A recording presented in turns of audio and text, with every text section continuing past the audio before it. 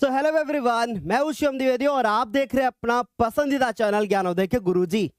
अब class 10th में आ ही गए हैं तो भाई पहले चैप्टर से पढ़ना शुरू कर दीजिए। और आज ये हमारी साइंस का पहला चैप्टर जो आज के इस वीडियो में हम डिस्कस करेंगे, बहुत बेहतरीन तरीके से करेंगे। एक एक छोटी छोटी चीज आपको यहाँ पर हम आपको डिस्कस करके देंगे।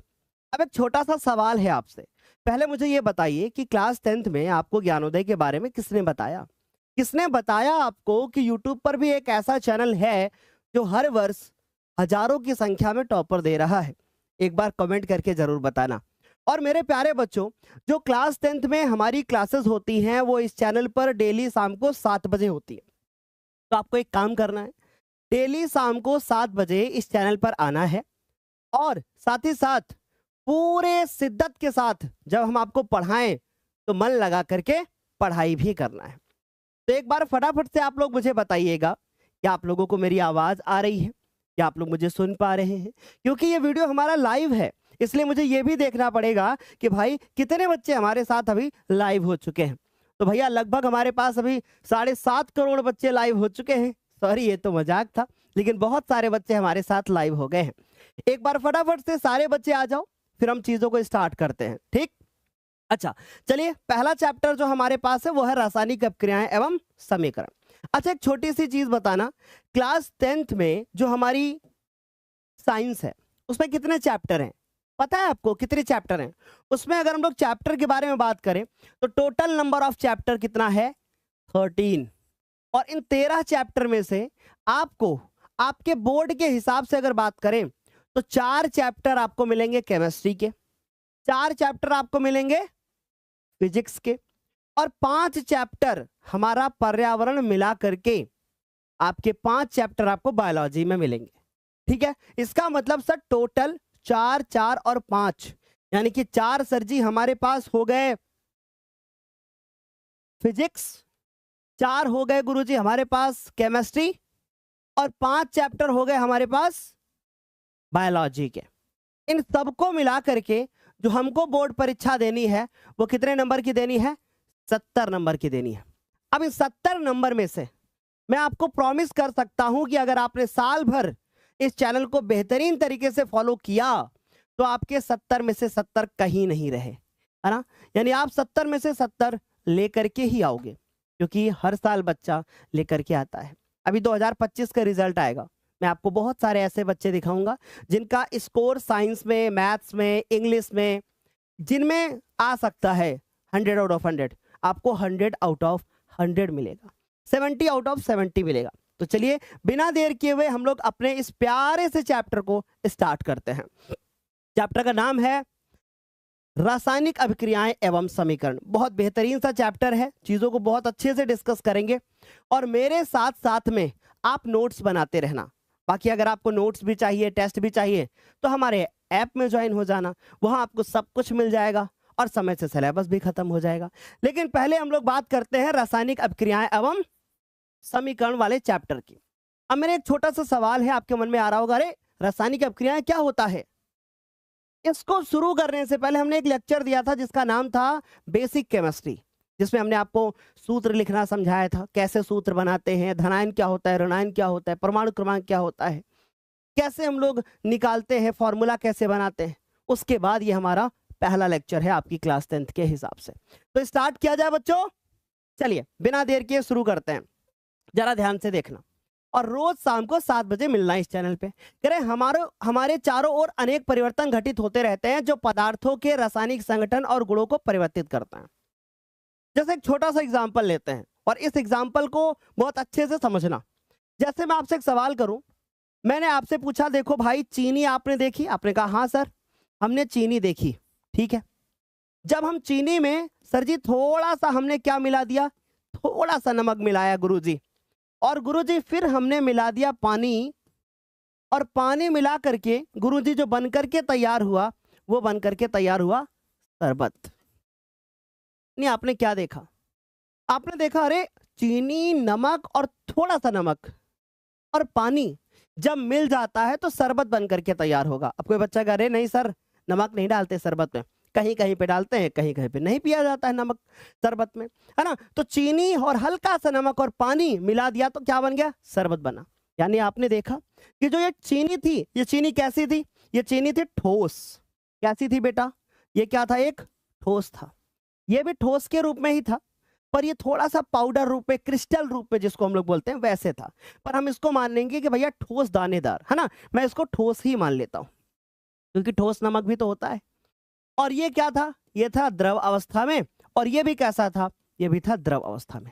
यानी आपने एक चीज सीखी, आपने क्या सीखा कि देखो भाई, हमारे आसपास हमने शरबत बनते हुए देखा है, और जब हम शरबत बनाते हैं तो हम चीनी को नमक में मिलाते हैं और साथ में पानी को मिलाते हैं तो शरबत बन जाता है।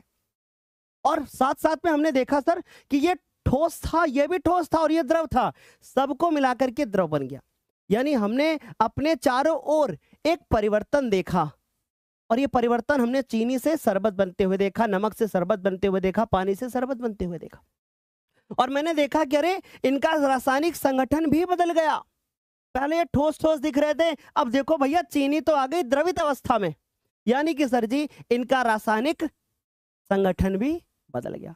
पहले सर ये मीठा था, और नमक, सर नमक नमकीन था, अब ये क्या हो गया, मीठा और नमकीन बन गया।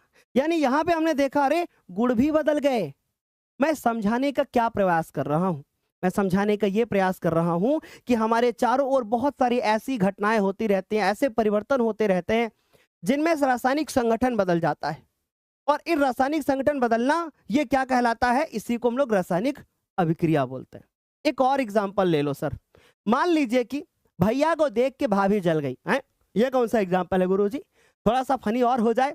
जैसे मान लीजिए मैंने कहा कि आपने लकड़ी ले ली और लकड़ी को जलाया और उससे कोयला बनाया, बन गया कोयला। और लकड़ी को जला करके कोयला बना, और फिर कोयले को जला करके फिर क्या बना दिया आपने, फिर कोयले को जला करके आपने उसको राख बना लिया। आपने यहां पर भी क्या देखा कि लकड़ी से कोयला बना, जलाने के बाद कोयले को फिर जलाया तो राख बन गया। अरे ये भी क्या हो गया, ये भी एक रासायनिक परिवर्तन हो गया। यानी आपको बेसिकली ये समझ में आया कि देखो भैया हमारे आसपास ये वाला परिवर्तन भी हुआ, समझ गए, ये वाला परिवर्तन भी हुआ कि लकड़ी से कोयला और कोयले से राख बन गया। सिंपल है सर, आराम से समझ में आ रहा है, चीजें समझ में आ रही हैं। यानी हमारे चारों ओर बहुत सारे ऐसे परिवर्तन होते रहते हैं जिसके कारण रासायनिक संगठन बदल जाता है, उसके बाद उनके गुणों में परिवर्तन देखने को मिलता है। सर पता है आपको, जैसे अगर हमारी मम्मी कभी कभी दूध रख देती हैं और दूध को सर जब गर्म नहीं करती हैं तो वो दूध में से दही बन जाता है। या गुरुजी कभी कभी ऐसा क्या होता है कि दूध में अगर हम जरा सा नींबू मिला दें, कोई खट्टा सा पदार्थ मिला दें, तो वो क्या बन जाता है, दही बन जाता है। बन जाता है कि नहीं बन जाता? यानी आपने क्या देखा कि अरे दूध में नींबू मिलाने से वो दही बन गया। इसका ये मतलब हो कि इधर भी तो देखो कि दूध था हल्का सा मीठा मीठा, नींबू था खट्टा खट्टा, और दही कैसा बन गया, ये भी हल्का सा खट्टा बन गया। यानी इधर भी आपने देखा कि अरे ये तो द्रव अवस्था में था, इसको आपने निचोड़ा तो ये भी द्रव अवस्था में था। लेकिन अगर दही के बारे में बात करें तो अगर दही को जमीन में ऐसे डाल दिया जाए तो कुछ दही ऐसा होता है कि बह जाता है, बल्कि कुछ ऐसा होता है थक्के नुमा होता है, वो ऐसे पड़ा रहता है। इधर भी देखा हमने कि अरे गुड़ बदल रहे हैं, इधर भी देखा हमने रासायनिक संगठन बदल रहा है। अच्छा एक छोटा सा सवाल है, मुझे बताइए कि दही के अंदर कौन सा अम्ल पाया जाता है? देखते हैं किसको किसको पता है। एक छोटा सा क्वेश्चन है कि दही के अंदर कौन सा अम्ल पाया जाता है, ये आप मुझे कमेंट करके बताइए, देखते हैं आपको पता है कि नहीं। ठीक है बच्चों, यहां तक समझ में आ गया सभी को? आराम से सभी को बच्चों समझ में आ गया? हाँ, कुछ बच्चे यहाँ पे क्लास 10th के शक्ति बैच के आ गए हैं, वो कह रहे हैं कि सर शक्ति बैच पे जो आज सामाजिक विज्ञान का लेक्चर हुआ है वो हमारा चल नहीं रहा है। निश्चिंत रहें, उसके लिए हम उसको री अपलोड कर रहे हैं। वीडियो को अपलोड करते टाइम में उसमें कुछ इश्यू आ गया था, जब आपका वीडियो ऐप में दिया गया तो उसमें कुछ इश्यू आया जिसकी वजह से वो री अपलोड हो रहा है। ठीक है, तो आपको वो मिल जाएगा कुछ समय के बाद। बाकी नोट्स आपको दे दिया गया है तो आप उसको वहां से नोट कर सकते हो। चले बच्चों स्टार्ट करें, आगे कंटिन्यू करते हैं। अब आ गया हमारे पास रासायनिक अभिक्रियाएं। अब यार ये रासायनिक अभिक्रिया क्या होती है सर, ये चीज तो मुझे समझ में नहीं आती। अच्छा मुझे एक बात बताओ, कभी आपने मैग्नीशियम रिबन देखा है? कभी आपने कार्बन देखा है? नहीं देखा कार्बन? मैं दिखाता हूं, ये देखो, ये मेरी घड़ी है और इस घड़ी में ये जो लेदर लगा है ये कार्बन इसमें है। अरे ये मेरी जो टी शर्ट दिख रही है इसमें भी कार्बन है, अरे गुरुजी, जो मैं साइकिल चलाते हुए स्कूल जाता हूं, उसका जो ट्यूब होता है, उसका जो टायर होता है, उसमें भी क्या होता है? कार्बन होता है। आ रही मेरी बात समझ में? क्या इतनी बात सब लोग बता दो एक बार, समझ में आ गया इतना? तो हमने आपको क्या बताया? हमने आपको यह बताया कि देखो भाई, जो रासायनिक अभिक्रिया होती है, इस रासायनिक अभिक्रिया में जो रासायनिक अभिक्रिया होती है, इस रासायनिक अभिक्रिया में एक पदार्थ दूसरे से मिलता है और तीसरा बन जाता है, या एक पदार्थ टूट करके कई और पदार्थ भी बना सकता है। यानी कि वह अभिक्रिया जिसमें एक या एक से अधिक पदार्थ मिल जाए और उससे नए पदार्थ का निर्माण हो जाए, इसको बोलते हैं रासायनिक अभिक्रिया। ये साइंस की भाषा में हो गई। जैसे सर कुछ एग्जाम्पल बताओ। अच्छा, आपने मैग्नीशियम रिबन देखा? नहीं देखा तो आप गूगल करना मैग्नीशियम रिबन, और फिर आपको एक रिबन मिलेगा, ऐसे होता है मैग्नीशियम रिबन, ऐसे ऐसे होता। अगर इस मैग्नीशियम रिबन को बच्चों हम लोग जलाना शुरू करें, बच्चों अगर हम इसको जलाना शुरू करें, और बोर्ड का रिजल्ट कब आएगा इसके ऊपर वीडियो हम आपको कल सुबह दे देंगे, निश्चित आपको फाइनल डेट बता देंगे कि बोर्ड का रिजल्ट किस डेट में आ रहा है, तो आप कल सुबह का इंतजार करना। बाकी बच्चों, रिक्वेस्ट है आपसे कि मेरे 10th क्लास के बच्चों को भी पढ़ने दीजिए, इनकी भी अपनी ज़िंदगी है ना बच्चों? तो मेरी रिक्वेस्ट है हाथ जोड़ करके कि क्लास को डिस्टर्ब ना करें आप लोग। बाकी मैं कमेंट में नज़र पड़ रही है, लेकिन मैं डिस्टर्ब खुद भी नहीं होना चाहता और आपको भी नहीं करना चाहता। रिजल्ट की जानकारी मैं कल सुबह दे दूंगा, ठीक है बच्चों? आगे चलें। देखो, तो अब ये हमने क्या बना दिया? ये बनाया मैग्नीशियम रिबन। अगर इस मैग्नीशियम रिबन को हम जलाना शुरू करें तो ये मैग्नीशियम रिबन क्या हो जाएगा? जलना शुरू कर देगा भैया। ये मैग्नीशियम रिबन जलना शुरू कर देगा। अगर ये मैग्नीशियम रिबन जलना शुरू करेगा तो जल करके क्या हो जाएगा? राख हो जाएगा, खत्म हो जाएगा।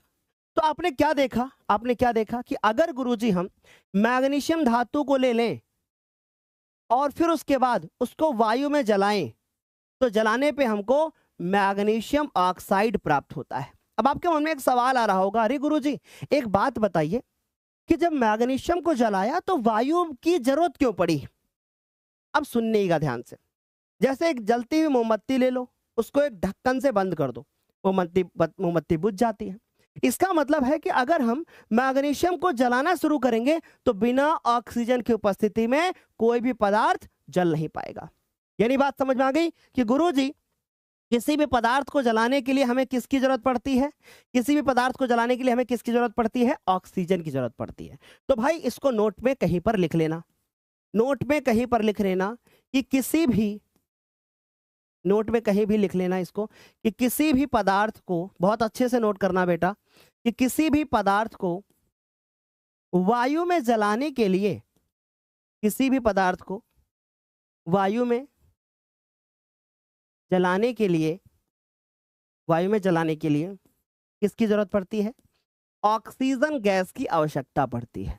और ऑक्सीजन अगर गैस के रूप में होता है तो उसको O2 लिखते हैं, पहली बेसिक केमिस्ट्री वाली क्लास में बताया है ना। ऑक्सीजन गैस की आवश्यकता होती है, ऑक्सीजन गैस की आवश्यकता होती है। समझ गए बच्चों? आराम से इतनी बात समझ में आ रही होगी, क्लियर? इतनी बात यहां तक समझ में आ रहा होगा? किसी बच्चे को कोई भी डाउट नहीं हुआ होगा, इसको नोट कर लेना। यानी गुरुजी हम समझ गए कि रासायनिक अभिक्रिया क्या होती है। एक पदार्थ जलता है, दूसरा पदार्थ, एक पदार्थ दूसरे पदार्थ से मिलता है और तीसरा पदार्थ बनता है। या गुरुजी कुछ ऐसे पदार्थ होते हैं जो आपस में क्रिया कर लेते हैं और उसके बाद एक नया पदार्थ बन जाता है, इसको रासायनिक अभिक्रिया कहते हैं। और रासायनिक अभिक्रिया जब होती है तो इसमें रासायनिक संगठन में परिवर्तन देखने को मिलता है और रासायनिक गुणों में भी परिवर्तन देखने को मिलता है। जैसे अभी हमने एक एग्जाम्पल भी देखा था कि देखो, अरे ठोस था, ये भी लगभग ठोस ही था, है ना, दोनों ये द्रव था, मिलकर के जो शरबत बना वो द्रव है। यानी यहाँ पे संगठन बदल गया, इधर ठोस ठोस, ये फिर उसके बाद द्रव, ये बन गया हमारे पास द्रव। क्या बच्चों यहां तक इतनी बातें समझ में आ गई? अगर आ गई हैं तो एक बार सारे 10th क्लास के बच्चे फायर इमोजी कर देना और बोल देना कि हाँ जी सर, बेहतर तरीके से समझ में आ गई है ना?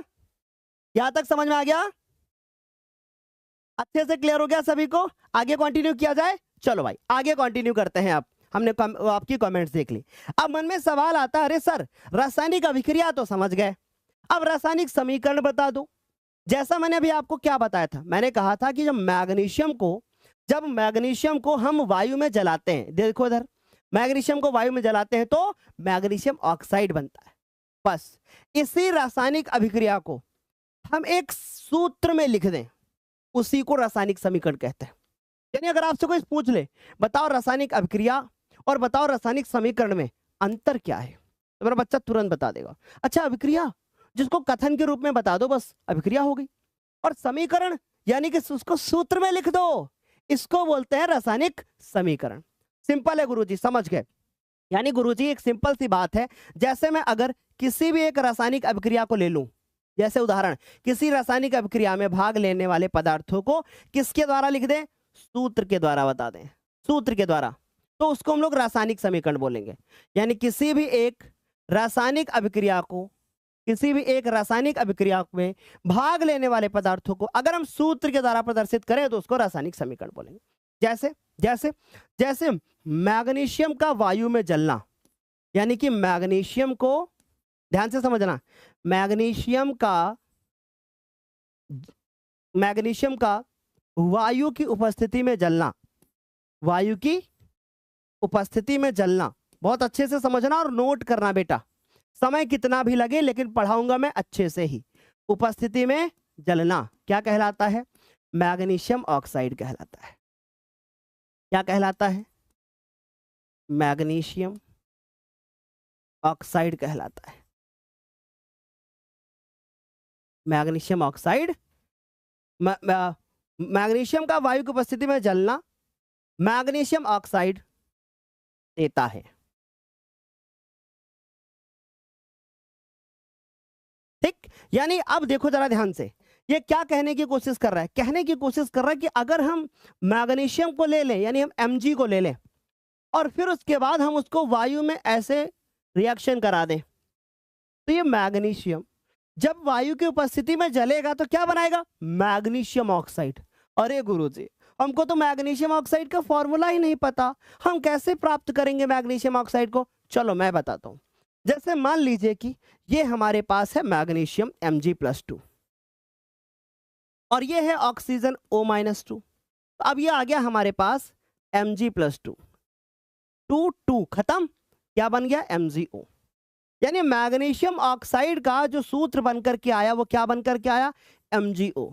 अरे गुरुजी एक बात बताना, ये कैसे पता चला आपको कि यही करना है? इसके लिए हमने एक बेसिक केमिस्ट्री की क्लास ले रखी है, समझ गए। तो यहां से ये अभिक्रिया क्या हो गई, कंप्लीट।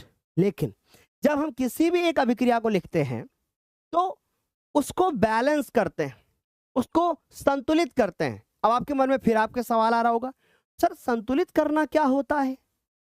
ये बात हमको समझ में नहीं आई कि सर संतुलित करना क्या होता है। मैं आपको बहुत अच्छे से पढ़ाऊंगा, आप निश्चिंत रहो कि संतुलित करना क्या होता है।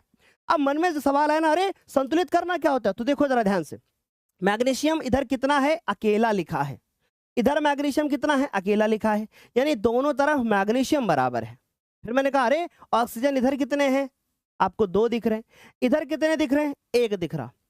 इसका मतलब गुरुजी इस तरफ और इस तरफ, क्योंकि अभी मैं इसका नाम ले लूंगा तो आपको नहीं पता है, यानी मैं इस तरफ देखूं और इस तरफ देखूं, दोनों तरफ जो भी तत्व लिखे होंगे, जो भी यौगिक लिखे होंगे, जो भी परमाणु लिखे होंगे, कंफ्यूज मत होना, जो भी तत्व लिखे होंगे, जो भी यौगिक लिखे होंगे, है ना, या जो भी धातु लिखी होगी, जो भी चीज लिखी होगी, उसके परमाणुओं की संख्या इस तरफ के परमाणुओं की संख्या से बराबर होनी चाहिए।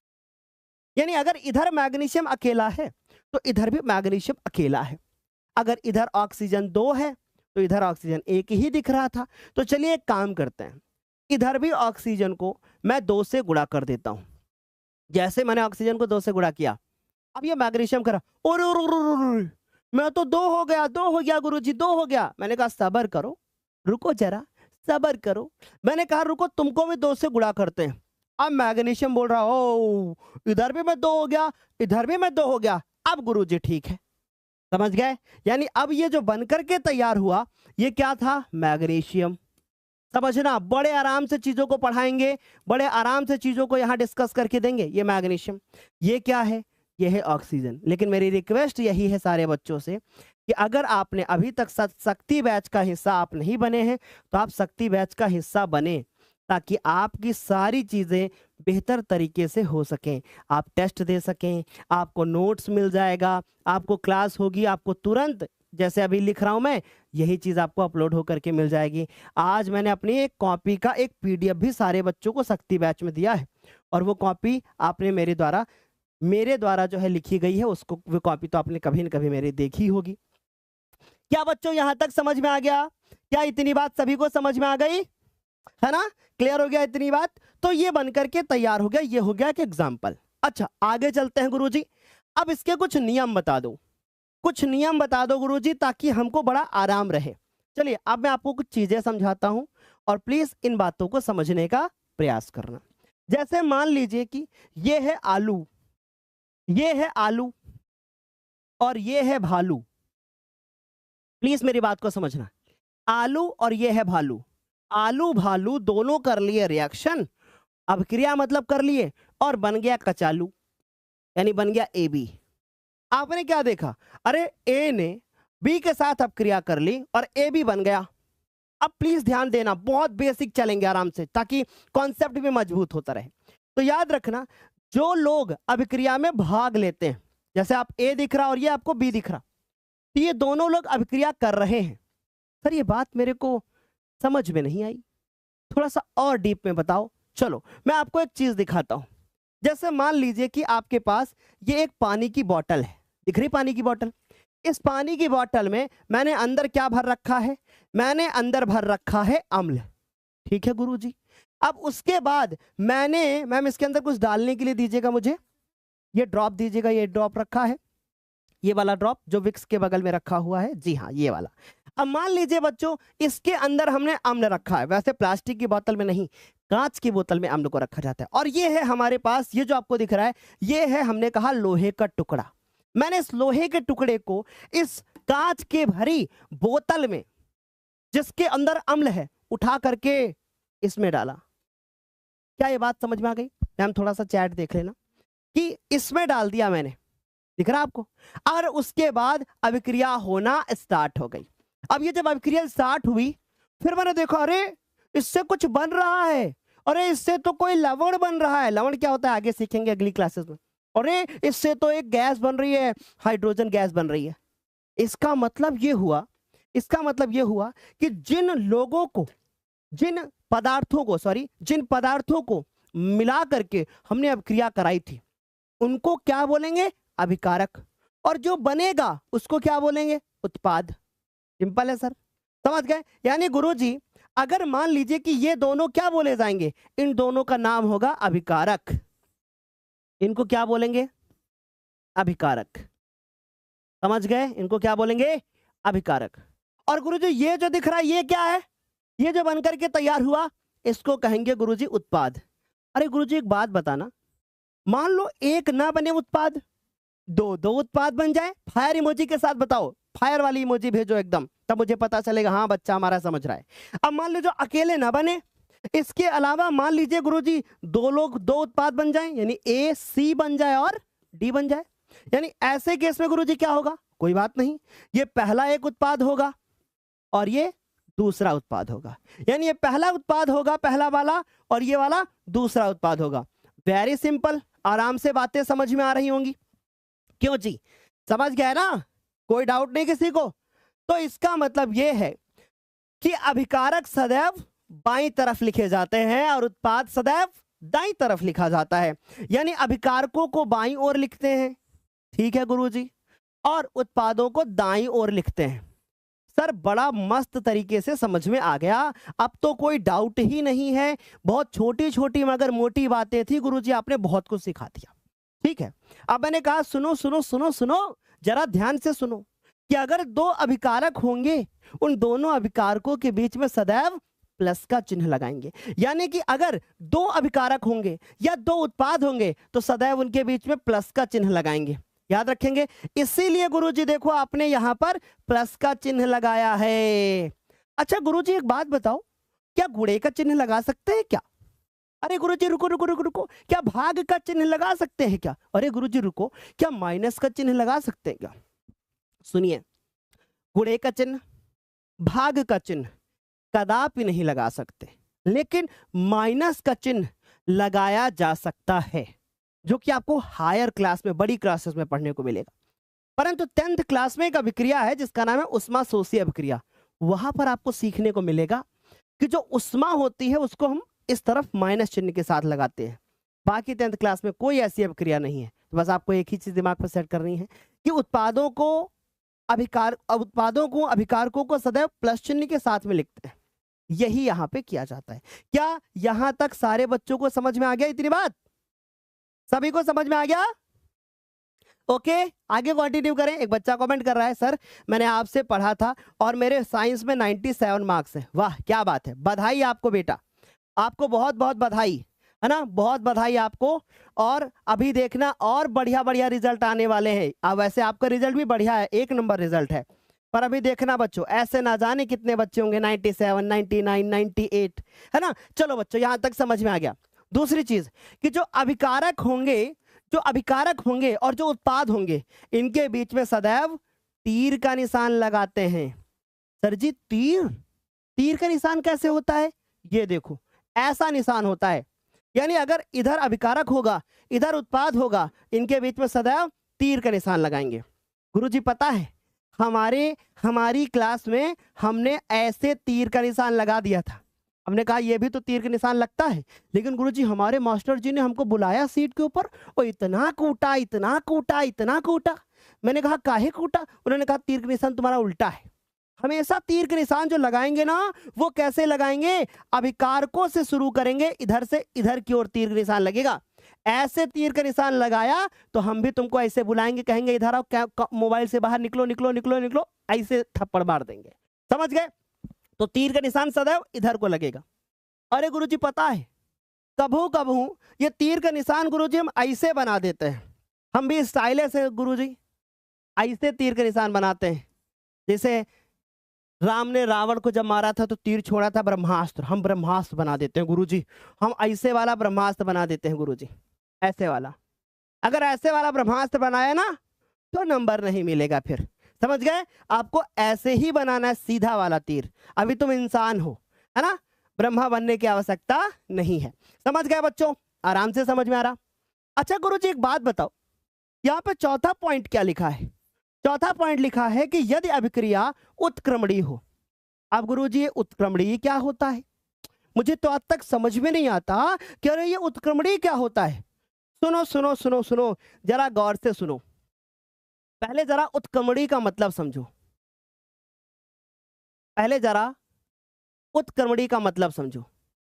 उत्क्रमणीय का मतलब वह अभिक्रिया जो दोनों ओर से हो। सर ऐसी कौन सी अभिक्रिया होती है जो दोनों तरफ से हो? ऐसे समझो, मेरी बात समझना। देसी अंदाज में आपको समझाते हैं, बहुत देसी अंदाज में समझाते हैं। जैसे मैंने कहा कि मान लो ये थे आपके भैया और ये थी भैया की मैया, यानी समझ गए बेटा, यानी माता। आपकी मम्मी और आपके भाई में बड़ा झगड़ा हो रहा था, लेकिन ये झगड़ा कराने वाले कौन थे? ये झगड़ा कराने वाली कौन थी? ये झगड़ा कराने वाली आंटी थी। कौन सी आंटी? पड़ोसी आंटी थी। ठीक है गुरुजी, पड़ोसी आंटी थी, है ना। ये पड़ोसी वाली कौन है? भाभी। समझना, भाभी लिख देता हूं, भाभी थी। अब सुनिए क्या हुआ कि भैया और माता जी के बीच में बड़ा झगड़ा होता था, और झगड़ा करने के बाद भैया माता जी में क्या होता था? रिजल्ट क्या निकलता था इसका? झगड़ा होता था। भैया बार बार झगड़ा होता था। गुरुजी पता क्या हुआ कि जब ये भाभी मौजूद रहती थी तो ये झगड़ा होता रहता था, लेकिन जैसे ही भाभी चली जाती थी मायके, अब ये झगड़ा समाप्त हो जाता था। यानी गुरुजी एक ऐसी अभिक्रिया होती थी कि जिसमें अगर ये गुरुजी भाभी चली जाती थी तो झगड़ा समाप्त। इसका मतलब गुरुजी पहले पदार्थ बनेगा, है ना, यानी पहले उत्पाद बनेगा, लेकिन जैसे ही ये उत्पाद बनेगा और जैसे यहां से कुछ हटेगा वापस से अभिकारक बन जाएगा। मेरी बात समझ में आई कि नहीं? नहीं सर, थोड़ा कम आई, थोड़ा और डीप में जाओ। चलो और डीप में जाते हैं। अब मान लीजिए कि जैसे मान लीजिए कि हमने कहा तुम्हारे पास क्या है? पानी। ठीक है गुरुजी, एक एग्जांपल लेकर के समझाता हूं। अब पानी को गुरुजी जैसे ही हम ठंडा करते हैं, और पानी को ठंडा करने के बाद वो क्या बन जाता है? बर्फ बन जाता है। क्या बन जाता है? बर्फ। लेकिन गुरुजी जैसे ही हम उस बर्फ को गर्म करते हैं ना, वो बर्फ को जैसे गुरुजी हम गर्म करना शुरू करते हैं वो वापस से पानी बन जाता है। यानी गुरुजी हमको एक बात सीखने को मिली कि अगर पानी को ठंडा किया गर्म बर्फ बन गया, बर्फ को गर्म किया तो फिर पानी बन गया, दोनों तरफ से हो रही है गुरुजी ये क्रिया, है ना। तो इसको बोलेंगे उत्क्रमणीय। इसको क्या बोलेंगे? उत्क्रमणीय। अगर ऐसी अभिक्रिया हो रही होगी तो हम कौन सा चिन्ह का प्रयोग करेंगे? तो हम लोग इस चिन्ह का प्रयोग करेंगे, ऐसे ऐसे। बोलो क्या मेरे बच्चों को इतनी बात सभी को समझ में आ गई? एक बार फटाफट से इतनी बात बताना। समझ गए? आराम से क्लियर हो गया ना बच्चों? कोई डाउट नहीं किसी को? आगे चलूं क्या? चलो भाई, इतनी बात समझ में आ गई। चलिए आगे चलते हैं। अब एक सर जी दोनों तरफ से हो रही थी तो उसको उत्क्रमणी बोलेंगे। सर एक उदाहरण भी बता दो, उदाहरण भी बता दो। उससे पहले परिभाषा बता दो। तो परिभाषा क्या है? वह अभिक्रिया जो दोनों ओर से हो, दोनों ओर, वह अभिक्रिया जो दोनों ओर से हो, है ना, उसे क्या बोलेंगे?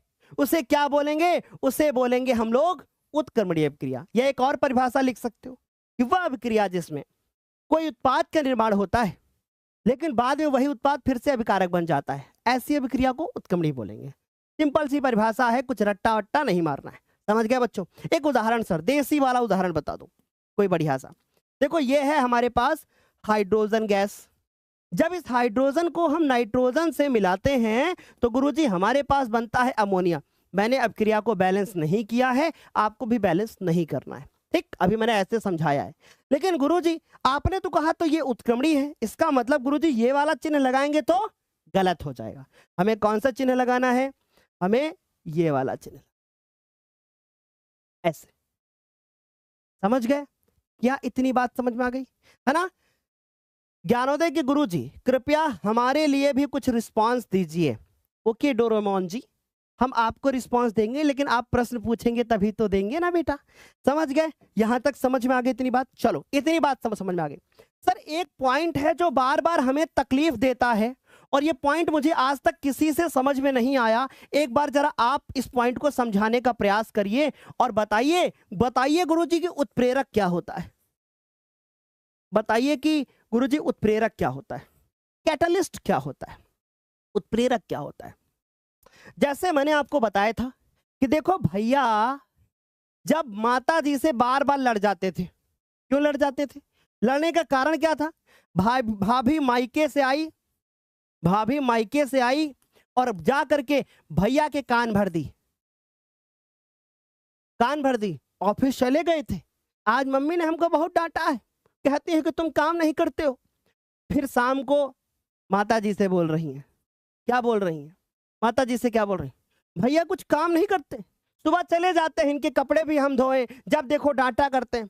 अब भैया और माता जी में ढिचक्यां लड़ाई हो गई और भाभी को मजे आ रहे हैं। भाभी किसका काम कर रही हैं? भाभी यहाँ पे काम कर रही हैं इन दोनों में लड़ाई कराने का। यानी भाभी क्या है?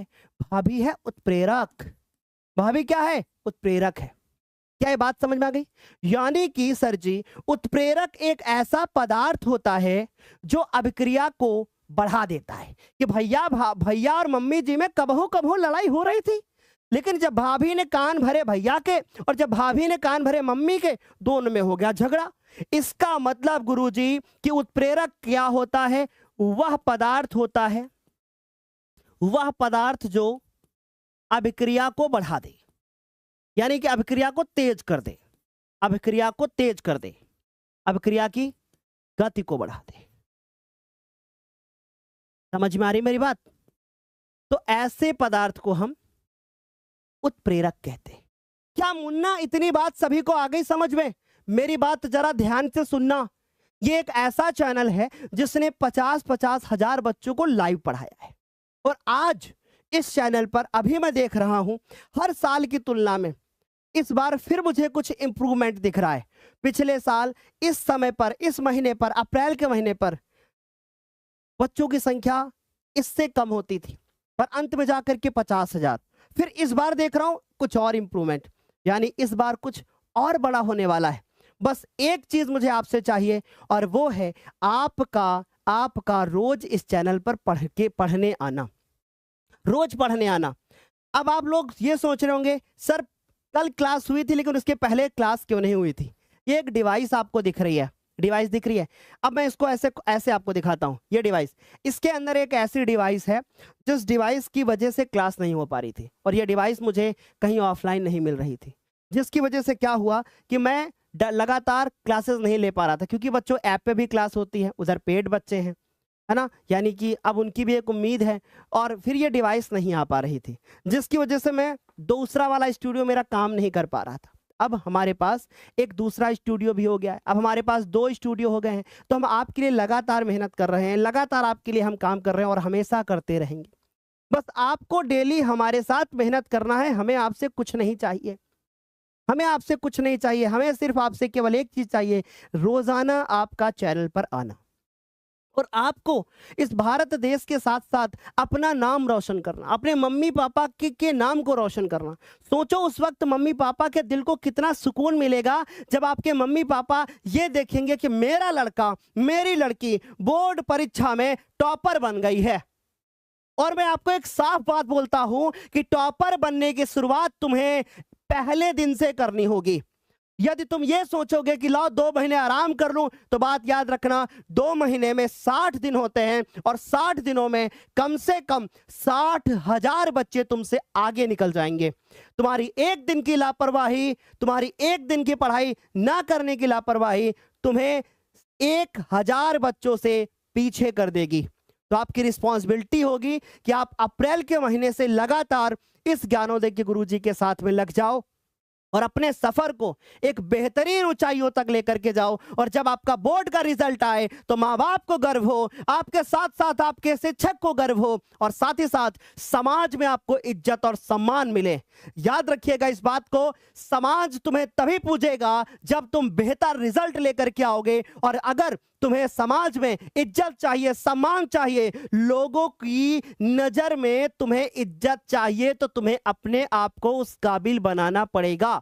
लोग हाथ मिलाने से पहले पूछते हैं कि तुम करते क्या हो, और अगर तुम्हारा वजूद होगा, तुम्हें कुछ लोग जानेंगे, तुम्हें इस नाम से जाना जाएगा कि यार ये बच्चा तो पूरे बोर्ड का टॉपर था। तो भैया याद रखना, उस वक्त मुख्यमंत्री जी भी आपको इनवाइट करेंगे और ऐसे माला पहनाएंगे, ये बात याद रखना। और अगर नंबर कम रहेंगे और आप सोचो जाओ मुख्यमंत्री जी से मिलने जाएं, हम अपने जिले के डीएम से मिलने, कदापि नहीं। और वही डीएम जी आपको इनवाइट करेंगे कि यस यू आर इनवाइटेड, आपको आना है। समझ गए? तो भाई अपने नाम को रोशन करना है तो तुम्हें मेहनत करना पड़ेगा, दिल जान से मेहनत करना पड़ेगा, और हम आपके साथ हैं, ज्ञानोदय आपके साथ है, लेकिन बशर्ते मेहनत करना पड़ेगा बच्चों, ऐसे काम नहीं चलेगा। समझ गए? चलो मैं आगे चलूं बच्चों, मैं आपके साथ हूं, मैं बार बार आपसे कह रहा हूं, मैं आपको छोड़ करके नहीं जा रहा हूं। चलिए अब आगे हमारे पास एक टॉपिक आता है जिसका नाम होता है संयोजन अभिक्रिया, जिसका नाम है संयोजन अभिक्रिया। देखो, जब 2 या 2 से अधिक पदार्थ आपस में संयोग कर दें, आपस में जुड़ जाएं और जुड़ करके एक एकल उत्पाद बनाएं, एक उत्पाद बनाएं। गुरुजी बात समझ में नहीं आई। हमने क्या कहा? हमने कहा देखो, अगर कोई एक अभिकारक हो, अगर कोई एक अभिकारक हो, ठीक है गुरुजी, फिर एक दूसरा अभिकारक हो, ठीक है गुरुजी, और ये दोनों अभिकारक आपस में मिल जाएं और मिल करके कोई एक उत्पाद बनाएं। अरे गुरुजी क्या 3 अभिकारक नहीं हो सकते क्या? 3 भी हो सकते हैं, लेकिन शर्त ये है कि उत्पाद एक ही बनना चाहिए। यानी आपने क्या देखा कि अगर अभिकारक ए अभिकारक बी के साथ में मिल जाए और उत्पाद तुम्हें क्या दे दे? सी दे दे, ऐसी अभिक्रिया को हम क्या बोलेंगे? ऐसी अभिक्रिया को हम क्या बोलेंगे? ऐसी अभिक्रिया को हम बोलेंगे संयोजन अभिक्रिया। ऐसी अभिक्रिया को हम संयोजन अभिक्रिया बोलेंगे। सर जी इसका मतलब जैसे चीनी ले लें, पानी ले लें, चाय पत्ती ले लें, अदरक डाल दें और सर जी मिला के गर्म कर दें, चाय बन गई। उदाहरण हो गया संयोजन अभिक्रिया का, क्योंकि चाय ही बनेगी उसके साथ में। सर चाय पत्ती भी बनती है, उसको भी पी जाओ ऐसा मान के चलो ना। या सर जी नमक ले लिया, पानी ले लिया, चीनी ले लिया, घोल दिया, शरबत बन गया। इधर भी तो यही हुआ ना, इधर भी तो यही हुआ ना। तो हमने क्या बताया, एक एग्जाम्पल बताया। ठीक वैसे ही कि दो अभिकारक मिले और एक उत्पाद बन जाए। चलिए इसका उदाहरण देखिए, इसका उदाहरण देखिए और चीजों को समझने का प्रयास करिए। जैसे मान लीजिए कि हमने कहा मैग्नीशियम, हमने कहा कि मैग्नीशियम, और ये मैग्नीशियम का वायु में जलना, यानी एक उदाहरण लिख रहा हूं कि किसका, मैग्नीशियम का वायु में जलना, मैग्नीशियम का वायु में जलना। ठीक, तो हमने क्या लिखा, मैग्नीशियम।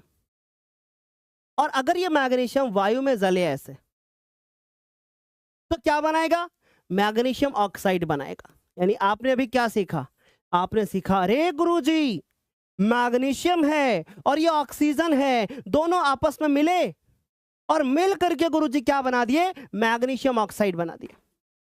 इसका मतलब गुरुजी क्या हुआ, इसका मतलब गुरुजी क्या हुआ, इसका मतलब मैग्नीशियम अकेला है, ऑक्सीजन इधर दो दिख रहे, इधर सर जी दो से गुणा कर दो ताकि दो ऑक्सीजन बराबर हो जाए। मैग्नीशियम ने कहा ओरे ओरे ओरे हम तो दो हो गए। हमने कहा रुको सबर करो, तुम्हें भी दो करते हैं। यानी ये मैग्नीशियम है, ये ऑक्सीजन है और ये मैग्नीशियम ऑक्साइड है। ये एक अभिक्रिया हो गई। ठीक है गुरुजी, समझ में आ रही इतनी बात। फिर एक दूसरा उदाहरण देखो, है ना, दूसरा उदाहरण जैसे हमने कहा कार्बन का वायु में जलना, कार्बन का वायु में जलना, या हम दूसरे भाषा का प्रयोग कर सकते हैं दहन। समझ गए, अब ये कार्बन हो गया, फिर ये ऑक्सीजन हो गया और जल करके क्या बन गया, कार्बन डाइऑक्साइड। अरे गुरुजी एक लगे हाथ एक और एग्जांपल बता ही दो ना। चलो देखो, जैसे हमने कहा, तीसरा उदाहरण देखो, जैसे हमने कहा कि हाइड्रोजन के अणुओं का ऑक्सीजन से मिलना और क्या बनाना, पानी। पानी का फॉर्मूला H2O। अरे गुरुजी रिएक्शन बैलेंस नहीं है। तो देखो जरा ध्यान से, इधर ऑक्सीजन अकेला है, इधर दो है, यानी इसको दो से गुणा कर दो। अरे हाइड्रोजन करा अरे हम तो चार हो गए। हमने कहा रुको रुको सबर करो, तुम्हें भी चार करते हैं। ये भी चार हो गए, ये भी चार हो गए। क्या बच्चों यहां तक समझ में आ गया सभी को, सारे बच्चों को समझ में आ गया, क्लियर हो गया यहां तक, है ना, समझ में आ गया। तो इस तरीके से हम लोगों ने देखा कि अरे भाई, इस तरीके से हम लोगों ने देखा कि इस तरीके से हम लोग अपने इस चैप्टर को के कुछ इंपॉर्टेंट हमने टॉपिक को डिस्कस कर लिया। आराम से समझ में आ रहा है, चीजें बेहतर तरीके से समझ में आ गई होंगी। ठीक, अब एक छोटा सा प्रश्न है जो हमें तंग करता है बहुत ज्यादा, और वो प्रश्न क्या है, पहले उस प्रश्न को समझते हैं, ठीक, फिर हम आगे बढ़ेंगे। चलिए, अब एक प्रश्न है जो कि बोर्ड एग्जाम में बहुत ज्यादा पूछा जाता है। अब रुकिएगा, वो मैं प्रश्न आपके सामने लिख रहा हूं, बस एक सेकंड रुकना जरा, आपको बस एक सेकंड रुकना है। वो प्रश्न मैं आपके सामने लिख रहा हूं, बस एक सेकंड रुकना। हाँ, प्रश्न क्या है, बोर्ड एग्जाम में क्वेश्चन आता है, क्या क्वेश्चन आता है कि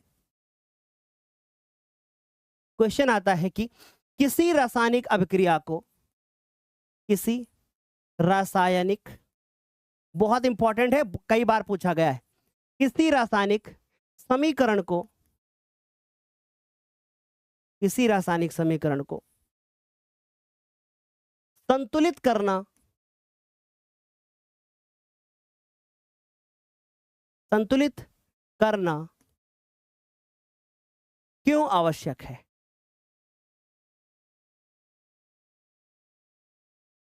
क्यों आवश्यक है, ये एक प्रश्न बोर्ड एग्जाम में बहुत ज्यादा पूछा जाता है।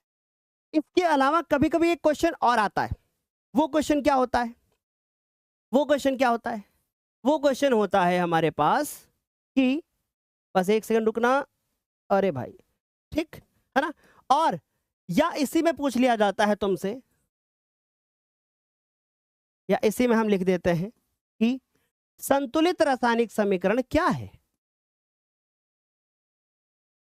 संतुलित रासायनिक समीकरण क्या है। ऐसे दो प्रश्न बोर्ड एग्जाम में कई बार पूछे गए हैं।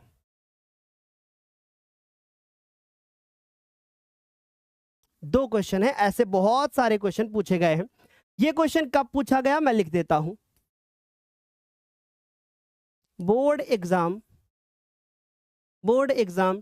2020, 2022, 2023, 2024 और 2025, आप किसी भी वर्ष का पेपर उठा करके देखिए, और हमें पूरी उम्मीद है कि जब 2026 का पेपर आएगा तो ये प्रश्न आपको लिखा हुआ वहां पर मिलेगा। ठीक, समझ गए? चलिए अब इसको समझते हैं और देखते हैं कि भैया कि आखिर इसका आंसर क्या होगा, और हम चीजों को पहले समझते हैं। पहले हम चीजों को समझते हैं, फिर बताएंगे कि इसका आंसर कैसे लिखा जाएगा।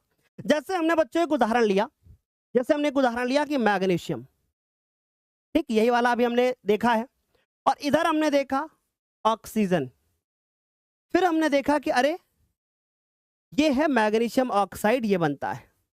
हमने एक चीज नोटिस करी, हमने कहा देखो भाई, इधर जो मैग्नीशियम है वो कितना है, अकेला, मैं अकेला, है ना। इधर मैग्नीशियम कितना है, अकेला, एक मैग्नीशियम का परमाणु मुझे दिख रहा है, ऐसे समझ गया मतलब, ठीक है। मैग्नीशियम एक बार लिखा है, ऐसे समझ जाओ। फिर हमने देखा अरे अरे रुको रुको, ये है ऑक्सीजन, और ये मुझे 2 परमाणु दिख रहे हैं ऑक्सीजन के। इधर वाला ऑक्सीजन देख रहा करे मेरा एक ही परमाणु है। अगर मैं एक तराजू ले लूं, मेरी बात समझने की प्लीज कोशिश करना, और बच्चों इस क्वेश्चन को नोट करना, ठीक, नोट करना। और जो हमारे ऐप के बच्चे हैं, जो ज्ञानोदय के गुरुजी ऐप से पढ़ते हैं, उनको सारे क्वेश्चन एक साथ कराए जाएंगे, इंपॉर्टेंट वाले। तो आप ये मत सोचना अरे सर अभी मुझे ये वाला क्वेश्चन कराया नहीं गया है, तो आपको सारे क्वेश्चन एक साथ बल्क में कराए जाएंगे, आप निश्चिंत रहो, ठीक है। तो अभी आप अगर देख रहे हैं तो इसको आप नोट कर सकते हैं, ताकि आपको, अब मैंने बता दिया ताकि आप परेशान मत हो, आप चीजों को समझने की कोशिश करना, ठीक। जैसे मान लीजिए मेरे बच्चों, ये हमारे पास एक तराजू है, ये मेरे पास एक तराजू है, ठीक, तराजू है।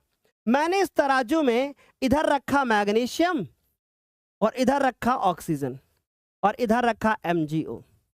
मुझे एक जवाब दो, मुझे जवाब दो कि इस तराजू में, मैं आपसे एक सवाल पूछ रहा हूं, मैं आपसे सवाल ये पूछ रहा हूं कि क्या ये तराजू बराबर होगा, हाँ या ना? इतना सा जवाब दो मुझे, क्या ये तराजू दोनों तरफ बराबर होगा? आप बोलोगे नहीं नहीं गुरुजी, रुको रुको रुको, सबर करो गुरुजी, ये वाला हिस्सा कम भारी है, इधर ऑक्सीजन डबल है। गुरुजी इसका मतलब ये जो तराजू आप यहां देख रहे हो ना, ये वाला तराजू गुरुजी आप ऐसे देख रहे हो ना, ये वाला, ये तराजू गुरुजी थोड़ा सा लटका हुआ दिखाई देगा, बड़ा दिखाई देगा गुरुजी, नीचे लटका हुआ दिखाई देगा। मैंने कहा अरे काहे? तुमने कहा अरे गुरुजी इधर तो 2 ऑक्सीजन थे, इधर अकेला ऑक्सीजन है, इसलिए गुरुजी इधर ज्यादा लटका होगा। मैंने कहा ये बराबर कब होगा? तुमने कहा गुरुजी एक काम करो, एक काम करो कि अगर इसको 2 से गुणा कर दो। मैंने कहा वेरी गुड, 2 ऑक्सीजन हो जाएंगे, अब तो बराबर हो जाना चाहिए।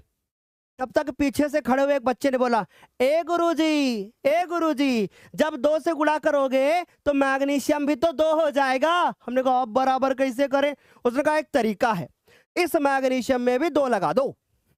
अब यहां 2 मैग्नीशियम, इधर 2 मैग्नीशियम, इधर 2 ऑक्सीजन, इधर भी 2 ऑक्सीजन, इसका मतलब गुरुजी अब ये बराबर हो गया। आप समझ में आई मेरी बात? यानी हमने क्या देखा? हमने देखा कि जो संतुलित रासायनिक समीकरण होता है उसमें इस तरफ और इस तरफ, दोनों तरफ जो परमाणुओं की संख्या होनी चाहिए वो बराबर होनी चाहिए। इसको बोलते हैं संतुलित रासायनिक समीकरण। यानी समझ गए? अब साइंस की भाषा में क्या लिखोगे?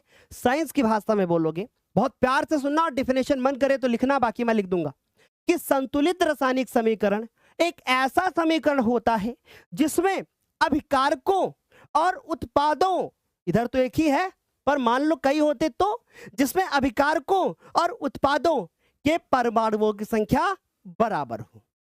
समझ गए? अरे समझ गए गुरुजी, बल ऊपर से जा रहा था लेकिन अब तो इधर घुस गया, इधर। यानी मैंने क्या समझाया? मैंने क्या समझाया कि उत्तर कैसे लिखोगे? उत्तर क्या लिखोगे कि जब अभिकारकों क्या लिखोगे? जब अभिकारकों व उत्पादों, अभिकारकों व उत्पादों के परमाणुओं की संख्या, जब अभिकारकों और उत्पादों के परमाणुओं की संख्या कैसी हो? समान हो, यानी बराबर हो, समान हो, तब तब उसे तब उसे संतुलित रासायनिक समीकरण कहते हैं। अभी पूरा नहीं हुआ है प्रश्न का आंसर, अभी एक बाकी है। तब उसे संतुलित रासायनिक समीकरण कहते हैं। समझ में आ रही बात? यानी अब आपसे कोई पूछेगा बताओ संतुलित रासायनिक समीकरण क्या होता है, तो तुम सिंपल बताओगे अरे कुछ नहीं होता, अभिकारक और उत्पादों की परमाणुओं की संख्या बराबर और संतुलित हो जाएगा। मैंने कहा आप सुनो, एक बात बताओ, संतुलित रासायनिक समीकरण करना क्यों जरूरी है? तुमने कहा गुरुजी, जब हम पड़ोसी वाली दुकान पे चीनी खरीदने गए और उधर जिधर बांट रखे थे, बांट मतलब जो 1 किलो 2 किलो का बांट रखा होता है, बांट बोलते हैं हम लोग, जहां अगर यूपी की भाषा में बात करें बांट बोला जाता है। बांट, बांट मतलब 1 किलो 2 किलो ऐसे रखा होता है ना, तराजू की एक तरफ 1 किलो 2 किलो लोहे के रखे होते हैं ना, आधा किलो। तो गुरुजी जब इधर लटक रहा था तो हमने कहा अरे बराबर नहीं है, इसको बराबर करो। बराबर क्यों करवाया? ताकि जितना पैसा दिया है बराबर हमको सामान मिले। इसी तरीके से बहुत अच्छे से मेरी बात को नोट कर लेना, इसी तरीके से किसी भी एक रासायनिक समीकरण में दोनों तरफ परमाणुओं की संख्या बराबर होनी चाहिए। और बराबर इसलिए कराया ताकि हमको बराबर सामान मिले। एक नियम कहता है कि बराबर आपको मिलेगा, उपभोक्ता का अधिकार होता है। इसी प्रकार से साइंस की भाषा में बोले तो दोनों तरफ का द्रव्यमान बराबर हो, इसलिए बराबर कराया तुमने। समझ में आ रही बात? यानी कि द्रव्यमान संरक्षण नियम के अनुसार उत्पाद और अभिकारकों के का जो परमाणु भार हो वो बराबर होना चाहिए। समझ गए? इसलिए इसको संतुलित करना जरूरी है। इसे समझाऊं? मैंने कहा कि उत्पाद और अभिकारकों के परमाणुओं की संख्या बराबर होनी चाहिए। ऐसा कौन कहता है? ऐसा कौन कहता है? ऐसा कहता है द्रव्यमान संरक्षण का नियम। समझ गए? क्या इतनी बात सभी को समझ में आ रही? क्या इतनी बात सभी लोग जल्दी जल्दी से बता दो। क्या यहां तक सभी को समझ में आ गया? थैंक यू आकाश, आराम से समझ में आ रहा होगा, किसी को कोई डाउट नहीं होगा, है ना? चले, आ रही मेरी बात? चलें, अच्छा यहां तक आराम से समझ में आ गया, किसी को कोई डाउट नहीं। तो हमने क्या बताया? इसी क्वेश्चन में आगे और क्या लिखोगे? आगे क्या लिखोगे? आप लिखोगे कि द्रव्यमान संरक्षण नियम के अनुसार, द्रव्यमान संरक्षण नियम के अनुसार, द्रव्यमान संरक्षण नियम के अनुसार द्रव्यमान को ना तो नष्ट किया जा सकता है, नोट कर लेना, द्रव्यमान को ना तो नष्ट किया जा सकता है,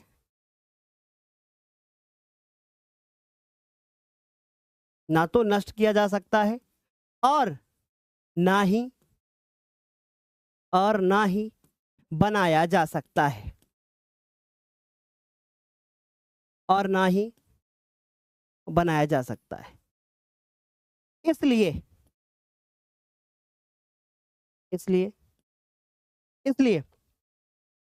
अभिकारक या अभिकारकों व उत्पादों का परमाणु द्रव्यमान बराबर होना चाहिए।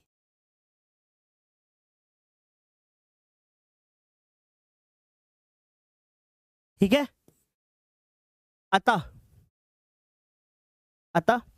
समीकरण को, अतः रासायनिक समीकरण को, है ना, अतः रासायनिक समीकरण को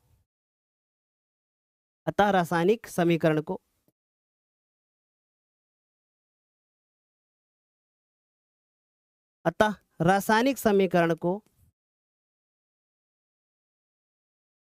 संतुलित करना आवश्यक है।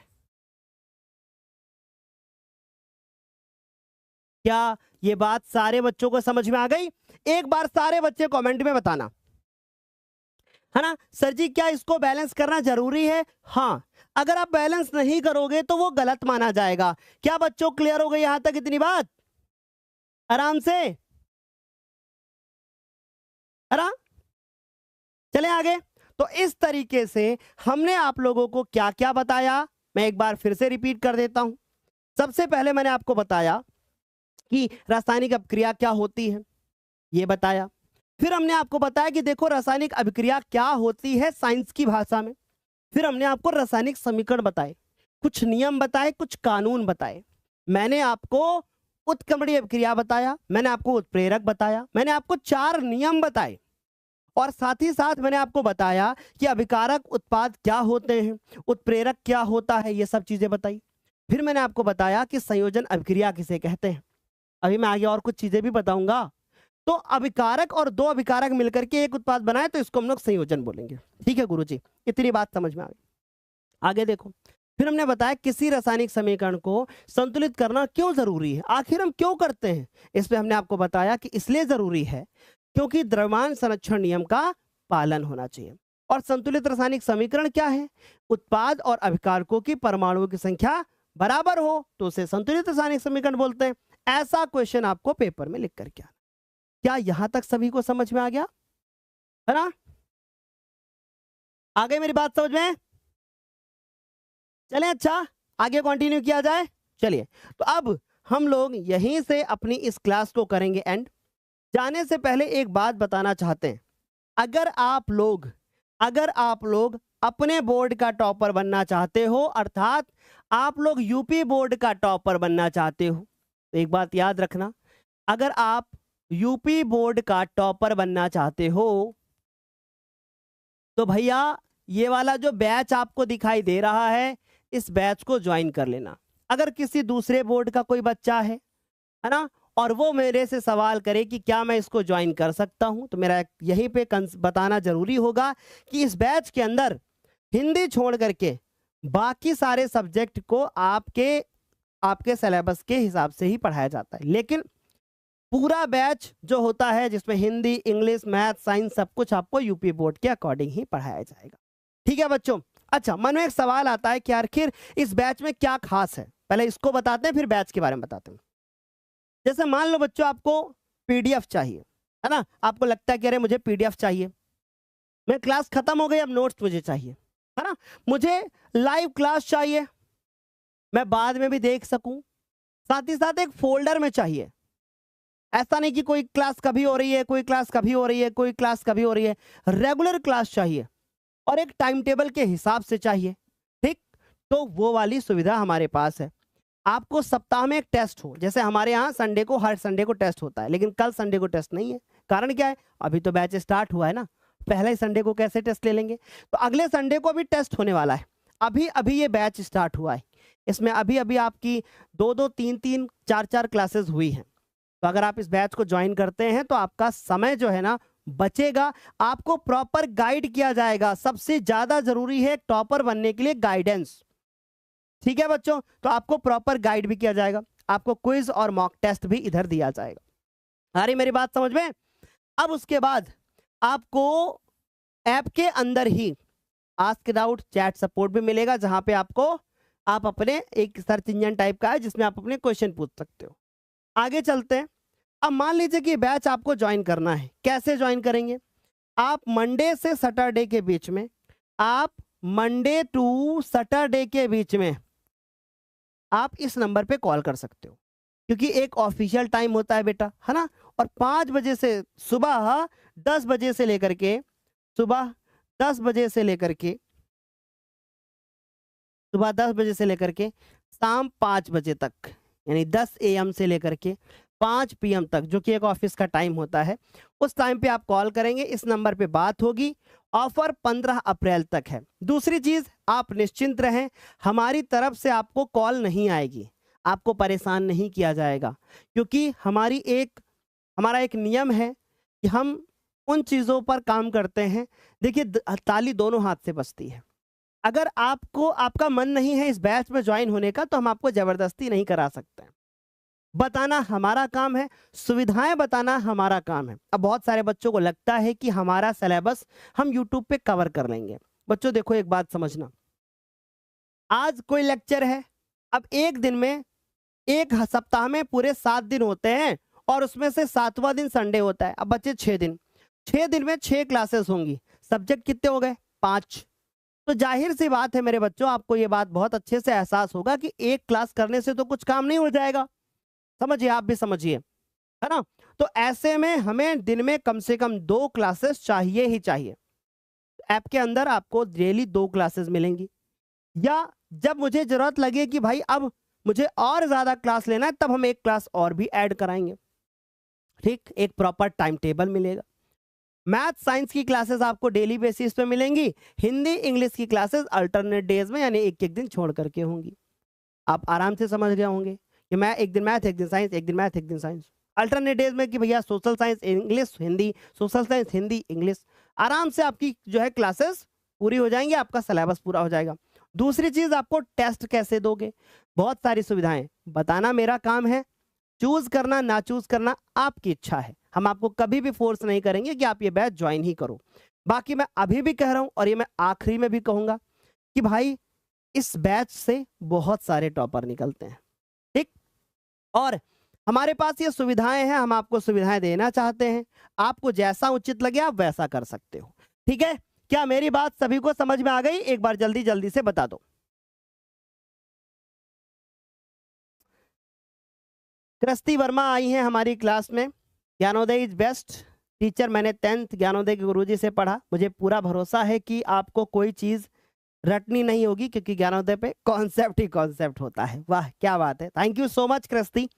और आप 11th में हैं और आप क्लास में आई हैं, ये देख करके मुझे बड़ी खुशी हो रही है कि हमारे 11th क्लास के बच्चे भी आते हैं और पॉजिटिव लिख करके जाते हैं। Thank you so much.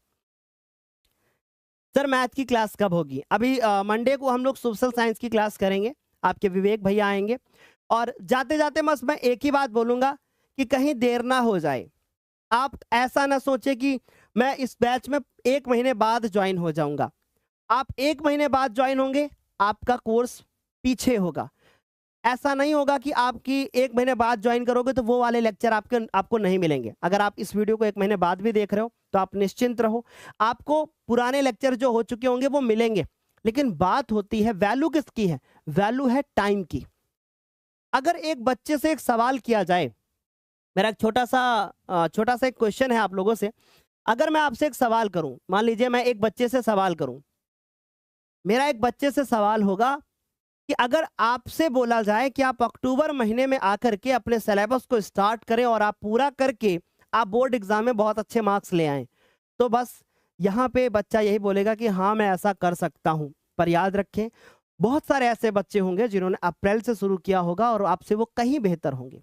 इसलिए अगर बोर्ड एग्जाम में टॉपर बनना चाहते हैं तो 10th की शुरुआत आपको अप्रैल से करनी पड़ेगी, और हर हालत में करनी पड़ेगी। और आपको 10th क्लास का टॉपर बनाने के लिए ज्ञानोदय के गुरुजी खड़ा हुआ है, आपके सपोर्ट में खड़ा रहेगा, हमेशा खड़ा रहेगा। ठीक है, इस बात को याद रखिएगा। तो ये जितनी सुविधाएं थी हमने आपको बताई। चूज करना ना चूज करना आपकी इच्छा। अच्छा, एक चीज मैं आपको बहुत अच्छे से बता देता हूं, मेरी तरफ से जो हमारे ये बच्चे अभी लाइव क्लास को देख रहे हैं, इनको एक डिस्काउंट कूपन देते हैं हम, कि अगर इस कूपन को 15 अप्रैल से पहले अप्लाई करते हो तो एक कूपन है, और उस कूपन को यूज करने के बाद आपको डिस्काउंट मिलेगा। ठीक, डिस्काउंट कैसे मिलेगा? जब आप ऐप को खोलोगे ना, तो वहां पे बाय नाउ का ऑप्शन आएगा। ऐप कहां से मिलेगा? ज्ञानोदय के गुरुजी ऐप को डाउनलोड करेंगे। इस वीडियो के डिस्क्रिप्शन में लिंक भी पड़ा है, वहां से आप देख सकते हो कैसे बैच को ज्वाइन करते हैं। जब आप बैच को ज्वाइन करोगे ना, तो वहां पे ज्वाइन करने से पहले बाय नाउ का ऑप्शन आएगा। वहां पे एक होगा अप्लाई कूपन, वहां पे कोड डालोगे जो हो गया D1 00। तो आपको ये कोर्स जो अभी आपको दिख रहा है ना 2499, ये इसका प्राइस घट करके हो जाएगा 2399। यानी आप अंदाजा लगा सकते हो कि आपको कितना फायदा होगा। ठीक ठीक है बच्चों, चलें अच्छा एंड किया जाए। हाँ, हम लोगों का रिजल्ट कब तक आएगा गुरुजी? तो बेटा देखो एक चीज बच्चों साफ साफ बोलते हैं कि जो उत्तर प्रदेश बोर्ड का रिजल्ट है 2025 का, यह आपका 20 अप्रैल से 25 अप्रैल के बीच में आएगा। उसके पहले आने की अभी कोई उम्मीद नहीं है, क्योंकि कॉपी चेक होने के 15 से 20 दिन के बाद ही रिजल्ट आता है, और कॉपी चेक हो गई है 2 अप्रैल को समाप्त, और रिजल्ट आएगा 20 या 25 के आसपास, ऐसा मेरा मानना है। बाकी बोर्ड बहुत जल्दी कर दे तो अलग चीज़ है। हमें इस बारे में जो जानकारी है वो हमने आपको बताई।